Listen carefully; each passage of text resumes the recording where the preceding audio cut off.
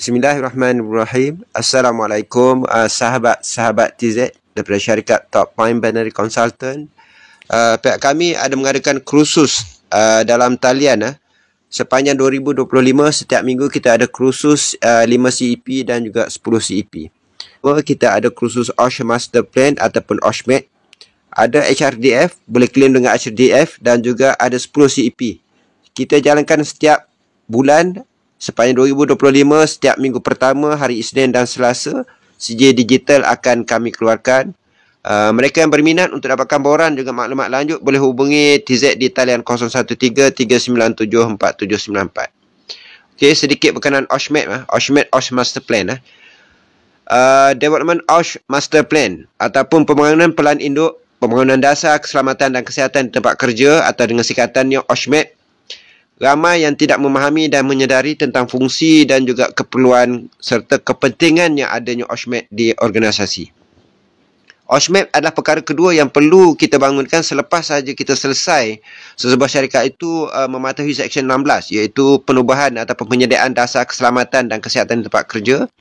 Jadi dia merupakan, OSHMAT merupakan teras dan juga tujuh arah pembangunan syarikat dalam pelaksanaan OSH di sesebuah organisasi sebagai roadmap mereka. Melaluinya, ia akan mencapai matlamat yang digariskan dalam polisi keselamatan dan kesihatan di bawah Seksyen 16 tadi.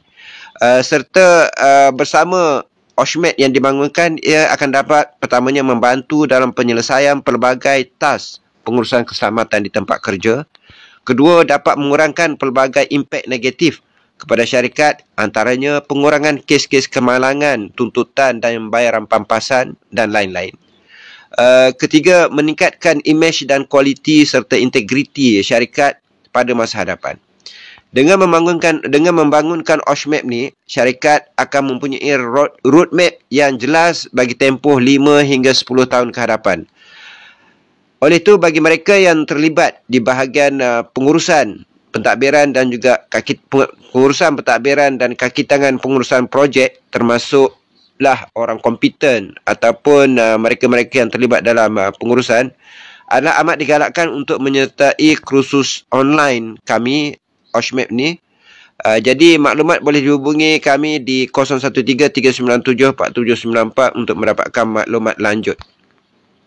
Okay, antara objektif OSHMAT kita ni, pertamanya adalah untuk merangka dan membangunkan pelan induk pembangunan dasar keselamatan dan kesihatan. Keduanya, memahami kehendak dan keperluan sebahagian daripada akta yang melibatkan dasar keselamatan dan kesihatan di sesebuah organisasi.